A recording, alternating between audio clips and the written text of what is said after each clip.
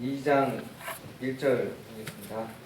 오직 너는 건전한 교리에 합당한 것들을 말하여 연로한 남자들이 맑은 정신을 가지며 신중하고 절제하며 믿음과 사랑과 인내에서 건전하게 하고 연로한 여자들도 그와 같이 하여 거룩함에 합당하게 처신하도록 하며 거짓으로 비난하지 말고 자기를 많은 술에 내주지 말며 선한 것들을 가르치는 자가 되게 하라. 이것은 그들이 젊은 여자들을 가르쳐서 맑은 정신을 가지며 자기 남편을 사랑하고 자기 자녀들을 사랑하게 하며 신중하며 정숙하고 가정을 보살피며 선하고 자기 남편에게 순종하는 자가 되게 하려 함이니 그리하여야 하나님의 말씀이 모독을 받지 아니하니라.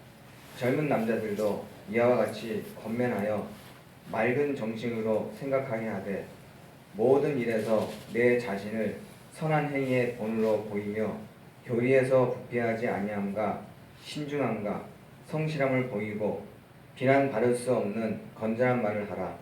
이것은 반대편에 속한 자가 너희에 대하여 나쁘게 말할 것이 없으므로 부끄러움을 당하게 하려 함이라. 종들에게 권면하여 자기 주인들에게 순종하게 하며 모든 일에서 그들을 매우 기쁘게 하고 말대꾸하지 말게 하며 훔치지 말고 전적으로 선하게 충성하는 것을 보이게 하라. 이것은 그들이 모든 일에서 하나님 곧 우리 구원자의 교리를 빛내게 하려 함이니라. 구원을 가져다 주시는 하나님의 은혜가 모든 사람에게 나타나 우리를 가르치시되 경건치 아니한 것과 세상에 속한 정욕들을 우리가 거부하고 이 현 세상에서 맑은 정신을 가지고 의롭게 하나님의 뜻대로 살며 저 복된 소망과 위대하신 하나님 곧 우리의 구원자 예수 그리스도의 영광스러운 나타나심을 기다리게 하셨느니라. 그분께서 우리를 위하여 자신을 주심은 모든 불법으로부터 친히 우리를 구속하시고 정결하게 하사 선한 행위에 열심을 내는 백성 곧 자신을 위한 특별한 백성이 되게 하려 하심이라. 이것들을 말하고 권면하며 모든 권위로 꾸짖고 아무도 너를 업신여기지 못하게 하라. 아멘. 네. 그래. 윤준호 형제님, 교제하실 준비하신 것 같은데 먼저 한번 교제 한번 해보시죠. 저는 그전 교회 이제 모임에서도 요 디도서하고 요 디모데전서, 디모데후서는 많이 본 장입니다. 그리고 이 사도 바울이 요 디모데하고 디도 형제한테 권면하는 그 장이라 가지고 제가 많이 봤던 장이고요. 그리고 제가 많이 본 장은 저 종들에 관해서 많이 봤습니다. 그래서 여기도 이제 디모데 거기서도 종들에 관해서도 나오지만은 요 디도서에도 종들에 대해서 많이 나오거든요. 그래서 제가 여기 말한 말씀 이제 여기서 교리에 관한 것처럼요. 저도 이 말씀 안에서 쫓아가려고 많이 이제 행동이라든가 말이라든가 이런 것에 좀 조심을 많이 하고 그리고 어떻게 하든 간에 하나님 것을 나타내려고 많이 그러고 이제 하고 있습니다. 그리고 지금도 제가 이제 세상 사람들에게 제 자신을 나타내는 것보다는 주님 것을 나타내려고 어떻게 하든 간에 저를 죽이려고 저를 계속 죽이거든요. 제 안에 있는 거를. 그래가지고 요 말씀을 제가 많이 봤습니다. 그리고 이 앞절에는 연로하신 남자들하고 연로하신 여자들 거기에 대해서 이제 말씀하시고 계시는데 여기에 대해서는 제가 많이 묵상을 못 하고요. 요 종들에 관해서만 제가 말씀을 드리겠습니다. 9절 보면은 종들에게 권면하여 자기 주인들에게 순종하게 하며 모든 일에서 그들을 매우 기쁘게 하고 말대꾸하지 말게 하며 여기서 이렇게 보면은 그들을 매우 기쁘게 하고 말대꾸하지 말게 하며 이건 진짜 이 말대꾸하고 기쁘게 안 하면은요, 그 세상 사람들은 꼭 트집을 잡아가지고 어떻게 하면 저를 넘어뜨리려고 그런 게 많이 있었거든요. 근데 제가 예수님 믿는 사람이어서 그 사람들한테 보이기 위해서는요, 제가 이거를 제 자신을 죽여야지만은 그 사람들한테 이걸 나타낼 수가 있어요. 그리고 틈만 되면은 말을 할 수가 있는데, 너무 이제 제 자신이 뭐 주님 거를 이렇게 받지 않고 제 자신 거를 나타내다 보면은 그 상대방도 알아요. 세상 사람들도. 그래서 저를 더욱더 더 버리고서 제가 지금 이렇게 지금 하고 있습니다. 지금 현재에서도 지금 같이 근무하고 있는 반장님이 있는데, 아직까지는 좀 괴롭히고 있는데도 좀 어떻게 하든 간에 좀 나타내려고 좀 애를 쓰고 있습니다. 그리고 그 하나님 말씀에 쫓아가려고 많이 이렇게 하고 있고요. 그리고 요 뒷장에 보면은 또 훔치지 말고 전적으로 선하게 충성한 것을 보이게 하라. 이것은 그들의 모든 일에서 하나님 곧 우리의 구원자의 교리를 빛내게 하려 함이라. 이거는 이제 주님 것을 나타내는 그 말씀 가운데서 이거를 이제 뿌리라고 이제 그러는 것 같더라고요. 하나님 말씀 뿌리라고. 그래서 제가 더욱더 말씀을 이제 더욱더 보면서 이렇게 그 사람들한테 어떻게 하든 간에 말씀을 뿌려야 되겠다 이 생각을 해가지고 아직까지 계속 기도하고 있지만은 더욱더 제가 기도를 많이 하고 있습니다. 기도를 제가 아침 새벽에 가고요. 저녁 6시 반까지 계속 기도를 하거든요.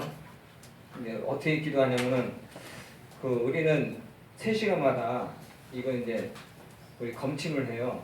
그때마다 가가지고 기도를 하면서 그 사람들에게 제게 아니고 주님 것을 나타내달라고 계속 기도하면서 그렇게 좀 하고 있습니다. 그래서 제가 이제 할 수 있는 건 하나도 없어요. 그리고 기도하고 말씀 안에서 쫓아갈 때 주님께서 역사하시고 그 사람들에게 이걸 나타내게끔 주님께서 역사하시더라고요. 근데 제가 하는 건 하나도 없어요. 그건 제가 주님 안에서 배운 거는요, 내 거 하나밖에 없어요. 제가 제 걸 나타내면은 주님께서는 제 마음에 치더라고요, 저를. 그런데 제 걸 안 나타내고 주님 것을 나타내려면은 주님께서 힘을 좀 주시는 걸 제가 많이 경험을 많이 했습니다. 그래서 말씀을 드리고요. 그리고 11절에 보면은 구원을 가져다 주시는 하나님의 은혜가 모든 사람에게 나타나 우리를 가르치시되 경건치 아니한 것과 세상에 속한 정욕들을 우리가 거부하고 이 현 세상에서 맑은 정신을 가지고 의롭게 하나님의 뜻대로 살며. 제일 좋은 말씀 여기 있습니다. 저 복된 소망과 위대하신 하나님 곧 우리의 구원자 예수 그리스도의 영광스러운 나타나심을 기다리게 하셨다고. 영광스러운 그 나타나심을 기다리게 하셨다는 이 말씀이 제게 너무 많이 와닿고요. 그리고 제가 좀 기다리게 되거든요. 그래서 주님을 더욱더 바라보고 가려면은 주님 안에서도 그렇지만은 세상 사람들에게 묵묵히 참고 말씀에 쫓아서 하면은 주님께서 나타내지 않을까 싶어서 말씀을 드립니다. 이상입니다.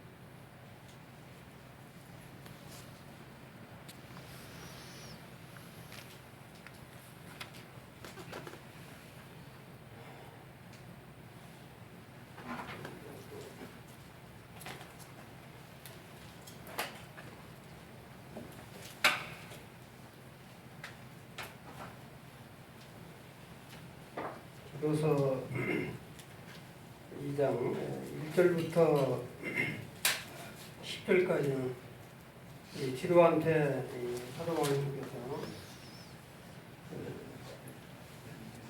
생활에 바른 지도를 어떻게 할 것인가, 목회자의 자세를 이렇게 말씀하시는 것 같고요. 그 다음에 11절부터 14절까지는 이제 정말 그 성도가 어떻게 성화의 삶을 살아가야 될 것인가 하는 것을 언급하고 계시고, 그다음에 마지막 15절에 보면 목회자로서 성도들한테 어떤 자세로 교육을 시켜야 될 것인지 이렇게 언급을 하고 계시는 것을 보게 되는데, 저는 이제 그 바른 교훈에 합당한 것을 말하며 그랬는데, 우리 잠언에 보면 때에 맞는 말은 합당한 바르게 은쟁말을 금다가라고 그랬잖아요. 참 이 바른 교훈을 한다라고 하는 것이 참 말은 쉬운데 얼마나 어려운 것인가 하는 것들을 깨닫게 됐고요. 근데 이제 이 늙은 남자라는 표현을 썼는데, 제가 이제 이거를 보면서 정말 나는 얼마나 절제를 많이 하고 있는지, 그다음에 경건하고 정말 신중한 그런 그 믿음과 사랑과 인내와 온전한 그런 자세를 정말 갖추고 있는지를 다시 한번 깊이 생각해보는 그런 시간이 되었습니다.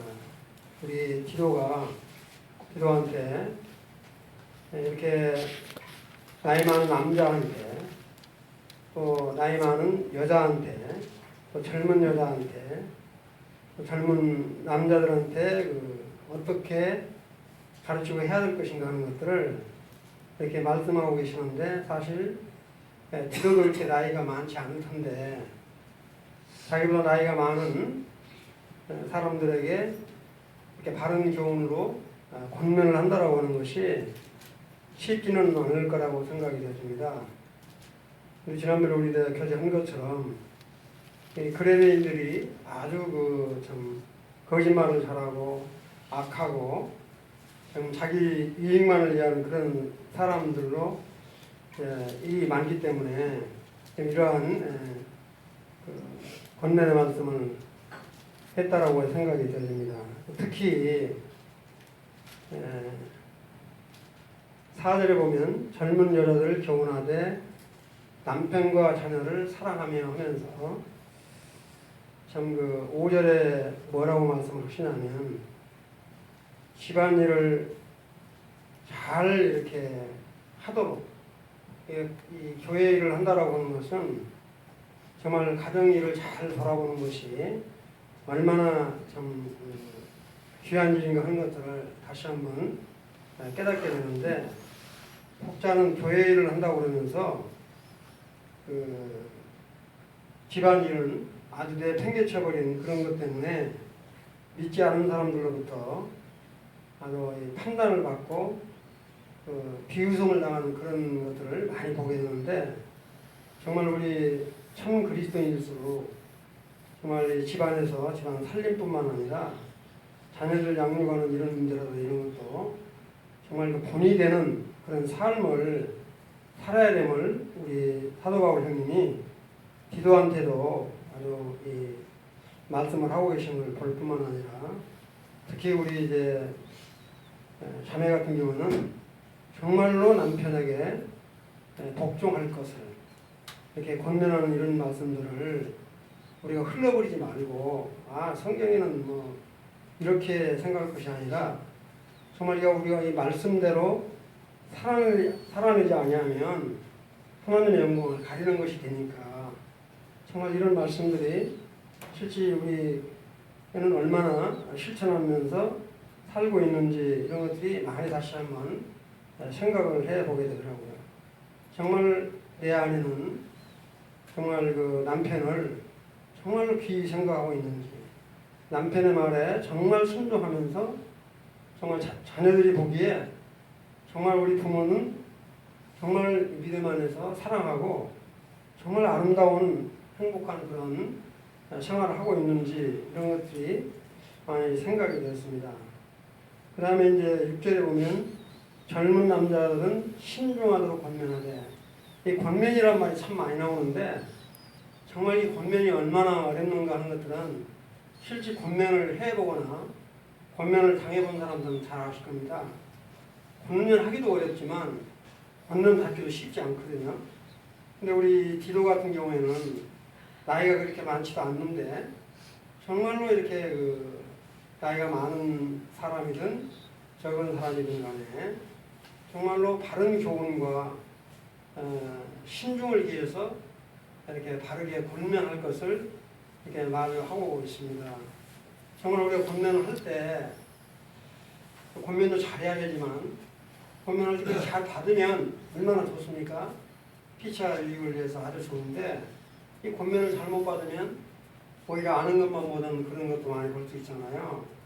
근데 우리 참 사도 바울 형님은 그레드에 있는 성도들을 향해서 디도한테 정말 이렇게 신중한 권면을 하도록 강권하는 것을 볼 뿐만 아니라 네가 이런 것들을 하려면 본이 되는 삶을 살아야 된다.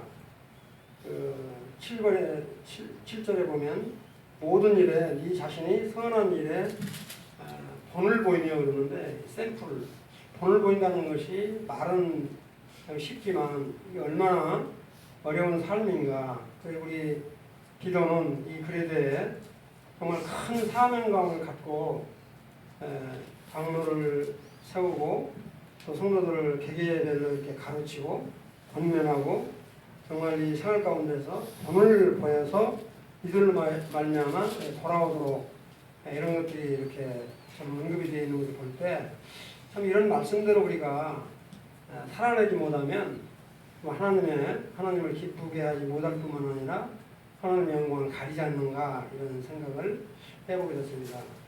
8절에 보면 책망할 것이 없는 바른 말을 하게 하라. 이게 또 얼마나 어려운 겁니까? 말은 쉽지만 그 다음에 이제 아마 그때 당시는 이렇게 노예제도가 있었기 때문에 이 종들도 주인들도 믿음 안의 형제로 부름받았기 때문에 아마 상당히 이제 좀 어려웠던 것 같아요. 그래서 정말 노예로 있었던 믿음의 사람들이 같은 헬라인이나 종이나 자유나 다 똑같다고 해서 주인의 말에 불복종하고 하는 그런 것들이 아마 있었지 않나 이렇게 생각이 들어져요. 그래서 우리 특별히 우리 이제 빌레몬서에도 나오지만 정말 이 종들은 상견들에게 정말로 잘 해야 될 것을 이렇게 권면하는 것을 볼 때 우리가 정말 직장 생활에서도 우리의 상사들을 어떻게 대해야 될 것인가 그런 것도 큰 교훈으로 이렇게 생각이 되어집니다. 이제 우리 10절에 보면 아마 이 종들이 주인의 것들을 훔쳐서 오네시모는 그런 경우인데 훔치지 말고 오히려 모든 참된 신실성을 나타내게 하라. 특별하게 이렇게 그런 데 대해도 아마 이렇게 믿음 안에 노예로 살았던 사람들이 있었던 것 같아요. 그런 사람들에게 이렇게 참 세심하게 좀 주인의 것을 함부로 훔치지 말고 정말 신실하게 대할 것을 그래야만이 하나님의 교훈을 빛나게 한다 이렇게 언급을 하고 계시는 것을 보게 됩니다. 그 다음에 이제 12절에 보면 우리가 말하는 정말 평생을 주님이 올 때까지 이와 같은 삶으로 성화되는 삶을 살아가야 되지 않겠나 하는 생각이 드는데 우리를 양육하시되 경건하지 않은 것과 이 세상 정욕을 다 버리고 신중함과 의로움과 경건함으로 이 세상에서 살고 이렇게 살기가 쉽지 않지 않습니까? 골로새 1장 22절을 한번 보시면 여기도 거의 같은 말씀 비슷하게 이렇게 언급이 되어 있는데 1장 22절에 보면 골로새가 이제는 그의 육체 죽음으로 말미암아 화목하게 하라. 너희를 거룩하고 흠없고 성날 것이 없는 자로 그 앞에 세우고자 하셨으니, 참 얼마나 이게 옳은 말씀이지만 정말 우리가 이렇게 주님과 우리 사이에 화목하는 것처럼 남편과 아내, 또 자식과 부모 간, 또 우리 성도들 간에 정말 화목하게 하고 거치는 거룩하고 흠없고 책망할 것이 없는 이런 삶을 산다라고 하는 것이 곧 성화의 삶을 지속하는 것이라고 생각이 됩니다. 이렇게 살아가라고 하는 것을 이렇게 말씀을 들을 때 다시 한번 제 자신을 이렇게 돌아보는 그런 시간이 되었습니다. 그리고 이제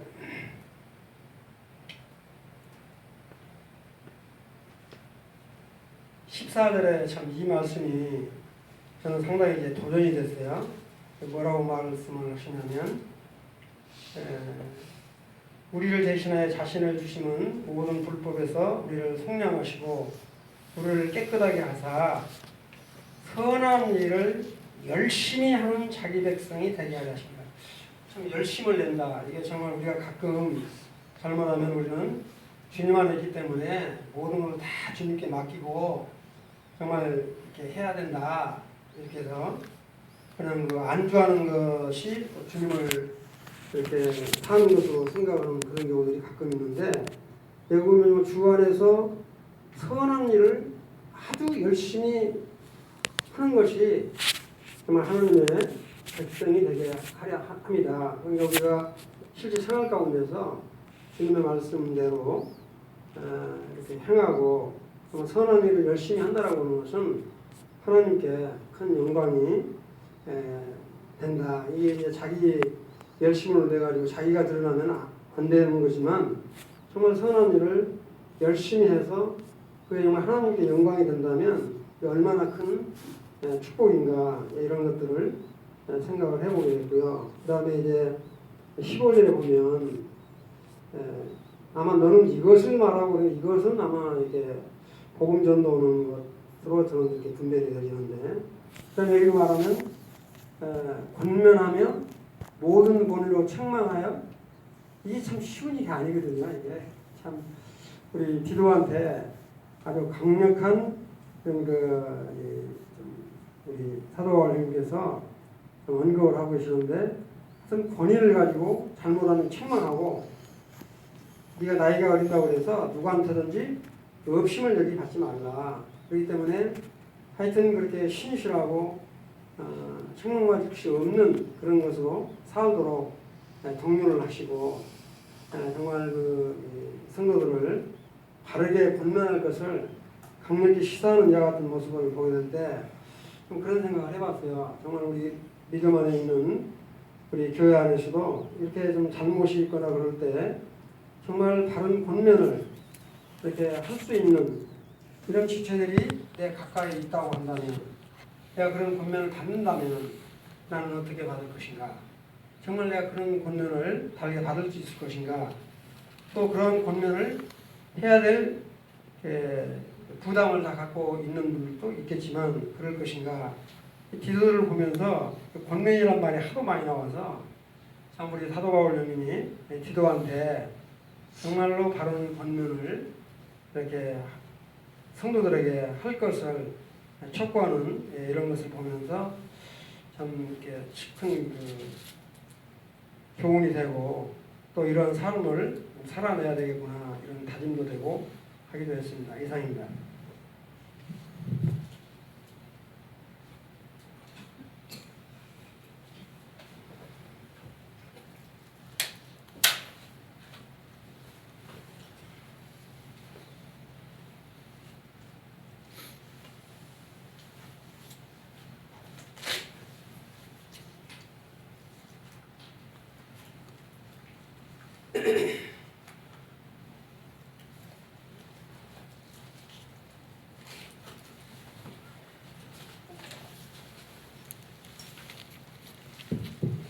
비가 오셔서 많이 안 보이시네요.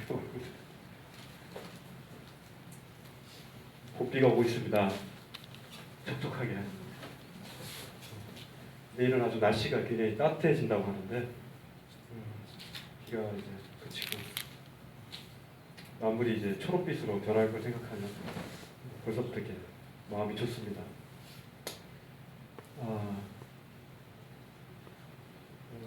2장 1절에 보니까 디도에게 너는 이제 바른 교훈에 합당한 것을 말하라 했거든요. 그러면서 이제 저희가 참 어떻게 무엇을 말해야 되는가, 어떤 식으로 말해야 되는가 하는데 바른 교훈에 바른 교훈이 될 수 있는 그런 말, 이렇게 합당한 그런 말들을 하기를 원했는데 그 밑에 보면 이제 늙은 남자, 그 다음에 늙은 여자, 그 다음에 젊은 여자, 그 다음에 젊은 남자들, 그 다음에 이제 종들 이렇게 보면서 어찌 보면은 그 교회 가운데 가장 먼저 이제 연장자 대신 늙은 남자라고 이렇게 해석되는데 저는 이게 맞는지 모르겠어요. 이제 어찌 보면은 저도 제 자신이 늙은 남자인지 잘 모르겠는데 늙은 남자인지 어느 선이 늙은 남자인지 잘 모르겠어요.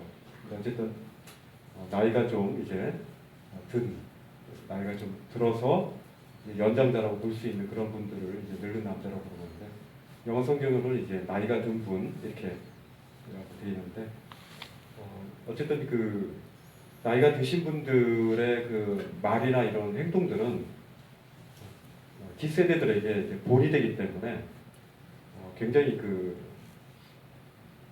더 엄격한 그런 부분들에 대해서 이렇게 말씀한 것 같습니다. 왜냐하면 젊은 청년들이나 젊은 사람들은 그런 실수를 하거나 이렇게 해도 그 부분에 대해서 이제 그 시행착오가 이제는 훈련 중이구나라고 알 수 있는데 어쨌든 나이 드신 형제님들에게는 이런 부분에 대해서 이제 잘못 보여질 때 젊은 사람들은 그 부분에 대해서 교정할 수 있고 새롭게 이제 변화될 수 있는 그런 가능성이 있지만은 이미 이제 나이가 들어서 이제 변화되고 있지만은 그러나 그 변화의 소지가 이제 좀 늦을 수 있다라는 것을 전제로 해서 이제 이 부분에 대해서 훨씬 더 엄격하게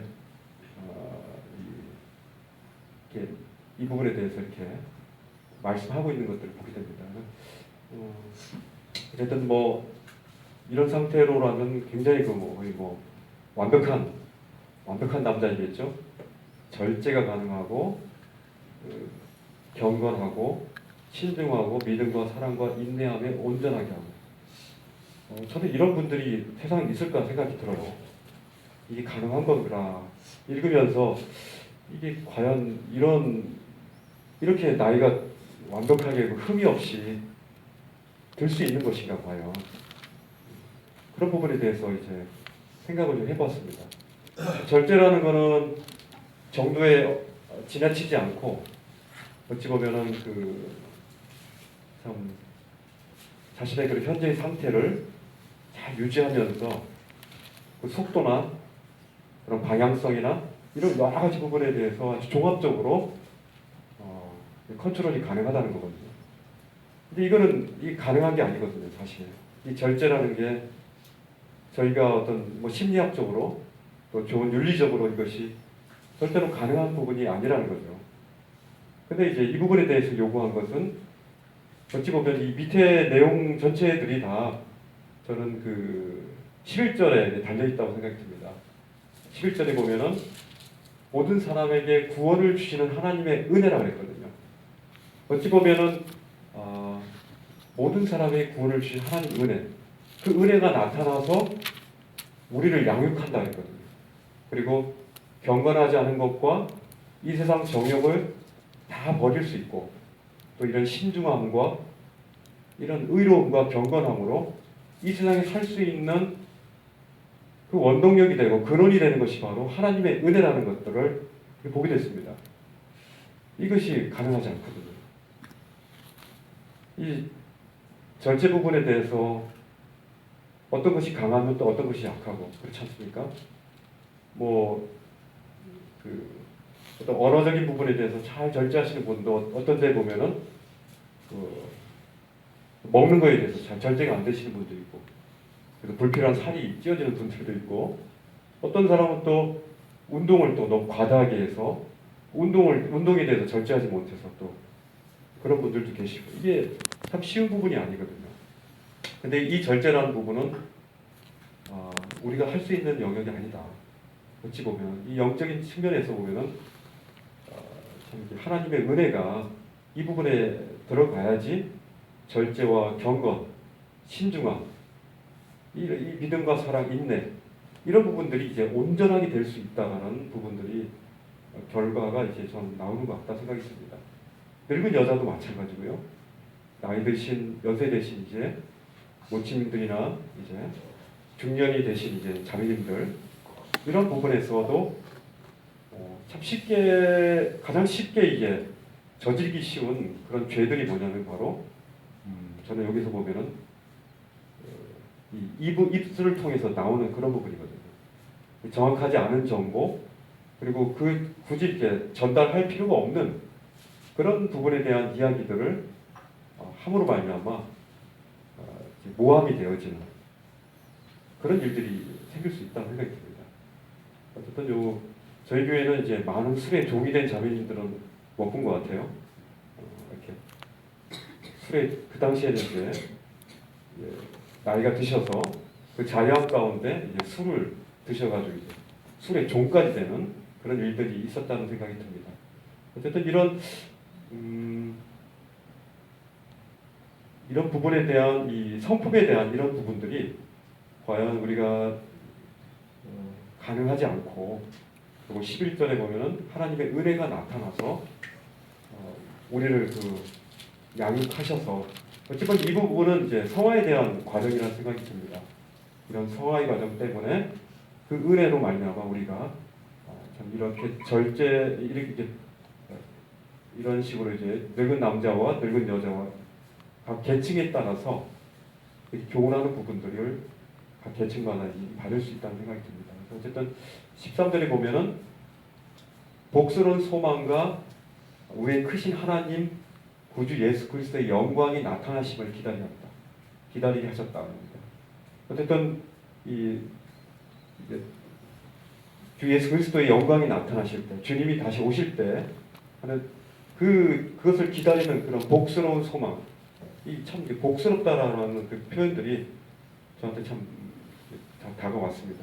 참 맞다는 생각이 듭니다. 이 소망은 다른 소망하고 틀리게 정말 복이 넘치는 우리 가운데 아직 일어나지 않았지만은 우리 가운데 현재에도 복을 주는 이 가장 큰 복을 주는 그런 소망이라는 생각이 듭니다.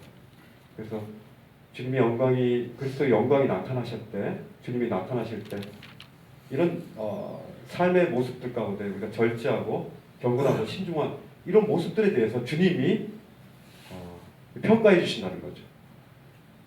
그 부분에 대해서 우리의 삶의 모습으로 행한 부분에 대해서 주님이 평가해 주시고 그 부분에 대해서 상 주시는 그런 주님을 우리가 기다리면서 이런 부분들에 대한 것들을 할 수 있다는 생각이 들었습니다.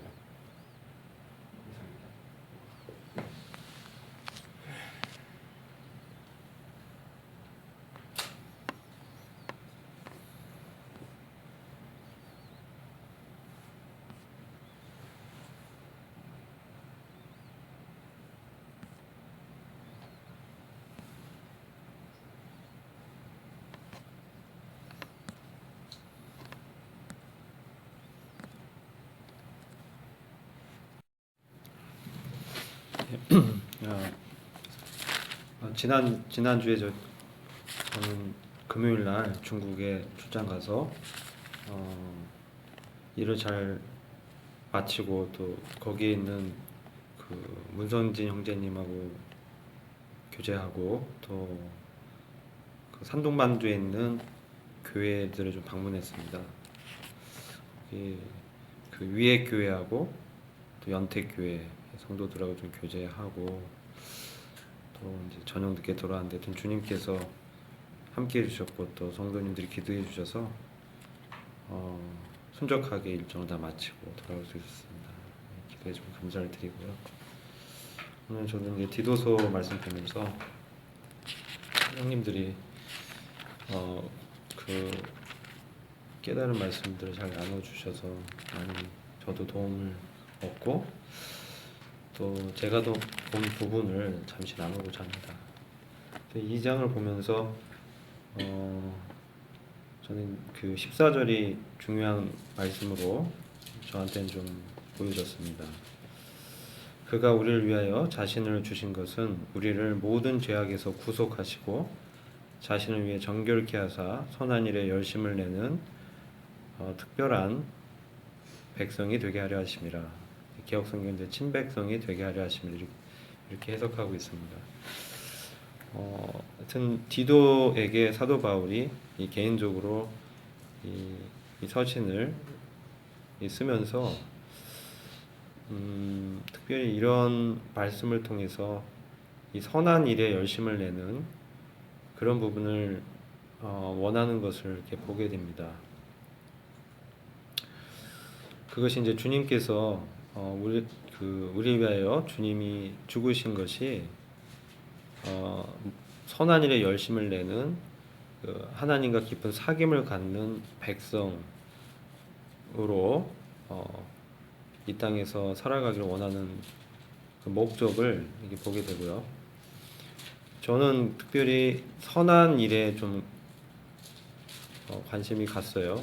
이 선한이라는 단어가 2장에 이 3절에도 선한 것들을 가르치는 선생에 대해서 말씀을 하고 5절에도 보면은 선하고 나이 많은 여자들이 5절에 보면 선하고라는 그런 말씀을 하고 있고 7절에 보면 선한 일에 본을 보이고 이렇게 말씀하고 10절에 또 선한 충성을 보여라. 그리고 14절에 선한 일에 열심을 내는. 그러니까 선하다는 말이 5번의 말을 하고 있고 1장에서는 2번을 말씀하고 있고 3장에는 모든 선한 일에 예비되고 1절 보시면 그리고 8절에 보시면 선한 일들에 유념하며 진력하게 하라 합니다. 이런 것들을 선하며 또 14절에 선한 일에 진력하는 법을 배우게 하라. 그래서 3장에는 4번 쓰여졌어요. 그리고 전체적으로 보면 7번이나 걸쳐서 선하다라는 말을 쓰고 있습니다. 그러니까 열심을 내는데 그냥 열심을 내는 게 아니라 목표가 없는 것이 아니라 선한 일에 열심을 내라고 하고 있는 것을 보게 됩니다. 그럼 이 선한 것이 무엇인가? 이게 중요하죠. 선한 일에 본을 보이고 선한 충성을 하고 선한 것을 가르치고 선한 일을 하라고 또 선한 일에 준비되고 유념하고 또 선해되고 이런 말씀을 쭉 하고 있어요. 그런데 이 당시 이제 디도서를 쓸 당시에 이 선하다라는 말이 지금 우리가 쓰고 있는 그 선하다라는 말과 좀 달라요. 그래서 그런 부분을 좀 교제하기 원합니다. 이 선하다라는 것은 헬라 원어로 아가도스나 칼로스라고 해석을 하고 있습니다. 그래서 이 당시에 이제 그리스 철학이 있었고 또 헬라어가 통용어였죠. 그래서 신약성경이 대부분 헬라어로 쓰여졌는데 선하다라는 것은 우리가 생각하는 그러한 착하다 어떤 일에 대해서 착하다 뭐 이런 의미도 물론 있지만 이 당시에 선한다라고 말을 쓸 때는 이 선한다란 말은 하나님에 대해서 쓰는 말입니다. 하나님의 성품, 하나님의 도덕적인 완전하심 이게 선하다라는 의미로 이 당시에 신약성경에 그런 의미로 쓰여졌어요. 그래서 이 선한 일에 본을 보이고 선한 일에 열심을 내라고 하는 이 부분을 우리가 지금 일반적인 도덕적인 어떤 기준에 있어서 착해라, 착하게 살아라 이런 그런 의미보다는 성경에서 이 선하다라는 것은 우리가 그 복음서에도 보면은 이 관원이 주님께 와서 질문할 때 선한 선생님이요 이렇게 이제 하잖아요. 선하다는 말은 사실 하나님 앞에 쓰는 단어였거든요. 근데 우리 주님께서 뭐라고 했냐면은 하나님 외에는 선한 것이 없다. 이런 말씀하시죠. 이 선하다는 말이 그런 의미가 있다는 거예요. 그래서 이것은 하나님의 성품과 하나님의 그 선하심을 쓸 때 쓰는 단어고, 그래서 도덕적인 완전함을 나타내면서 그것을 할 수 있는 능력, 하나님의 선하신 성품에 쓰인 이 말입니다. 그러니까 선한 일에 열심을 내라는 것은 우리가 일반적으로 아는 그런 착한 그런 개념이 아니라 바로 하나님에 대한 것을 말씀하는 거죠. 그래서 선한 일에 열심을 낸다는 것은 하나님의 구원, 하나님께서 선하다고 말하는 것은 정말로 가치가 없는 우리와 같은 사람들에게, 죄인들에게 구원을 베푸시는 그 하나님의 선하심, 또 구원을 베풀 수 있는 능력, 이것을 말하는 거죠. 그래서 선한 일에 본을 보이라는 것은 사실 우리들이 생각하는 것하고는 차원이 다른 그런 도덕적인 성품과 인격의 함양, 행실, 태도, 이런 것들을 나타내는 거예요. 그것에 열심을 내라는 겁니다. 우리가 알고 있는 종교적인 그런 일들, 이런 것을 지키고 이런 수준에 말하는 것이 아니라 도덕적인 인격, 하나님의 성품이 이 삶 가운데 이 나타나기를 애쓰란 얘기예요. 완전히 다르죠. 저희가 일반적으로 아는 뜻과. 근데 사실 이제 이 바울 사도의 서신을 쭉 보면 그런 부분을 이제 로마서 7장을 보시면 우리 육신에는 이 선한 것이 없다라고 이렇게 표현하고 있습니다. 그렇죠? 그 로마서 7장 보면 육신의 어떤 뜻을 쫓아 행하는 게 아니라는 거죠. 그러면 이런 선한 일에 열심을 낸다라는 것은 하나님의 이 성품이 우리의 삶 가운데 나타나기를 열심히 내라는 얘기예요. 그래서 하나님의 구원의 역사가 우리 삶 가운데 나타나는 거. 아까 이제 교제해 주신 것처럼 성화의 삶이 나타나는 거죠. 이 도덕적이고 인격적인 하나님의 성품이 이 가르치는 것들에 나타나고 우리의 일 가운데서도 나타나서 그것이 본이 된다는 겁니다. 하나님의 성품과 인격이 나타나니까 그것이 이제 그런 본을 보이라는 얘기를 하고 있는 거예요. 충성도 온전히 선한 충성을 우리가 어떻게 할 수 있어요? 주인에게 못하죠. 근데 선하다, 하나님의 성품과 생명의 역사가 이 직장 가운데서 나타나서 사람들 보는 앞에서만 정직하게 하는 것이 아니라 보이지 않는 그런 가운데서도 정직하게 행하고 주인을 주님처럼 여기면서 섬기는, 그래서 주님의 유업을 기대하면서 소망을 가지면서 직장 일도 하라는 것이죠. 그게 선한 충성이라는 겁니다. 온전히, 우리는 온전치 못하지만 그리스도 예수 안에서 선한 일을 할 수 있다라고 말씀하고 있어요. 그게 에베소서에 나오는데 잠깐 성경 말씀 에베소서 잠깐 보겠습니다.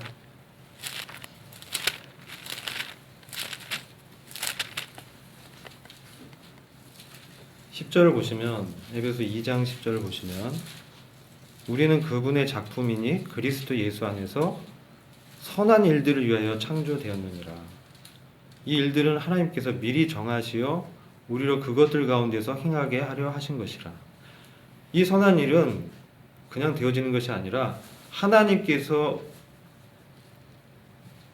미리 정하셨다라고 하고 있고, 또 이런 선한 일을 위해서 우리를 만드셨다라고 말씀하고 있습니다. 그리고 그것은 그리스도 예수 안에서 되는 일이라고 말씀하고 있죠. 그리스도 예수 안에서는 우리가 너무 잘 아는 말이죠. 주님과 연합되어서 할 수 있다는 거예요. 주님과 연합되어서 하나님의 성품이 나타나게 하는 것을 목적으로 우리를 창조했다는 거죠. 그게 하나님의 원래의 목적이라는 거예요. 그래서 이 디도서 말씀도 그런 관점에서, 성경의 전체적인 관점에서 본다면, 제가 보는 관점은 제 개인의 말이 아니라 성경 전체에서 흐름이 그렇다는 겁니다. 그래서 기도에게 이 본을 보이라고 하시면서 선한 일에 충성을 다하라고 하고, 그 일에 열심을 내는 그러한 하나님과 깊은 사귐을 갖는 백성이 되도록 우리를 구원하셨다, 이렇게 말씀하고 있는 것인데, 그것은 이제 제 개인적으로 적용할 때는 그럼 이것을 어떻게 적용을 할 수 있을까? 그것은 하나님의 은혜를 의지하면서 내 자신이 주님과 함께 정말 이 동행하는 삶을 이 땅 가운데 살 때 우리가 이런 일들을 가능하게 해낼 수 있다는 겁니다. 나타낼 수 있다는 거죠. 직장에서도 얼마나 많은 순간에 분노가 일어난지 모르겠어요. 다르기 때문에 가치관과 행동의 양식과 도덕적 기준이 다르기 때문에 그런 관점에서 만나고 말하고 그래서 같이 일할 때 진정으로 하나의 마음이 되게 어려움을 경험합니다. 가정생활도 마찬가지인 것 같아요. 정말 몇십 년 다르게 살다가 이제 부부로 만났는데 어떻게 부부 안에서 정말 화합하고 주님 안에서 사랑할 수 있을까? 저는 그 로마서 7장에서 성경적 원리를 보게 됩니다. 우리의 육신 안에는 정말로 하나님의 성품이 조금도 없다. 육신에게는 전혀 선한 것이 없다라고 말씀을 하고 있다라는 거죠.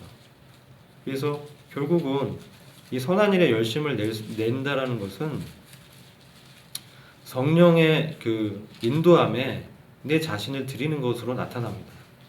성령께서 말씀을 기억나게 할 때 그것을 하나님의 말씀으로 여기고 내가 오늘 아침에 어떤 말씀을 읽었는데 말씀을 통해서 하나님의 뜻을 발견하게 되고 그 말씀에 이제 순종하고자 하는 이 자발적인 이 마음이 우리 안에서 일어난다는 거죠.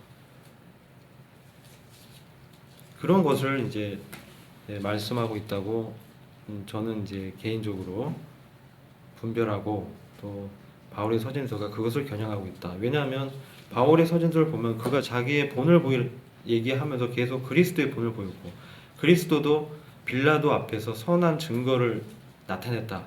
선한 증거를 나타냈다. 말씀하고 있거든요. 그분의 선한 증거는 거기서 자신을 항변하는 것이 아니라 하나님의 뜻과 그 목적을 분명히 알았기 때문에 그것의 순종으로 자신을 주님 앞에 하나님 아버지의 뜻에 이렇게 일치시키신 것이죠. 이런 삶이 이렇게 나타나려면 정말 나에게는 정말 선한 것이 없기 때문에 주님만을 바라보고 주님의 뜻에 우리의 그 이런 육신적인 것을 복종시키는 거죠. 어떻게 복종할 수 있을까? 그것은 성경에서는 믿음을 통해서 나타난다라고 보여지고 있습니다. 믿음으로 주님과 함께 우리가 죽었고 또 믿음으로 주님께 살아났기 때문에 부활하신 주님과 우리가 동행하는 거잖아요. 우리 삶의 이 모든 구원받은 이후의 삶들이 그러니까 그분의 그 말씀을 귀를 기울이고 그분께서 그 영의 인도함으로 인도할 때 성령의 를 통해서 하나님의 말씀을 기억나게 할 때 그렇고 싶지 않은 마음이 일어나죠. 육신은 그것을 이제 부인하는 것이죠. 그리고 주님의 뜻을 이렇게 따를 때 정말로 이렇게 선한 일이 하나님의 생명이 우리의 삶 가운데 나타나게 되는 것을 경험하게 됩니다. 근데 그것은 전적으로 구원을 주시는 하나님의 은혜에 달려 있는 것이죠. 그래서 이것이 모두 하나님의 은혜에 의해서 우리 안에서 그리스도 예수 안에서 주님과 동행한 삶 가운데 이 선한 일에 본을 보일 수 있고 매사에 이렇게 선한 일에 준비가 될 수 있고 또 주인에게 나의 마음과는 다르지만 내 몸을 쳐서 복종시켜서 주님의 뜻에 일치시켜서 충성된 종으로 섬길 수 있고 그런 관점에서 저는 이 말씀을 이렇게 적용을 해야 된다라고 분별합니다. 이상입니다.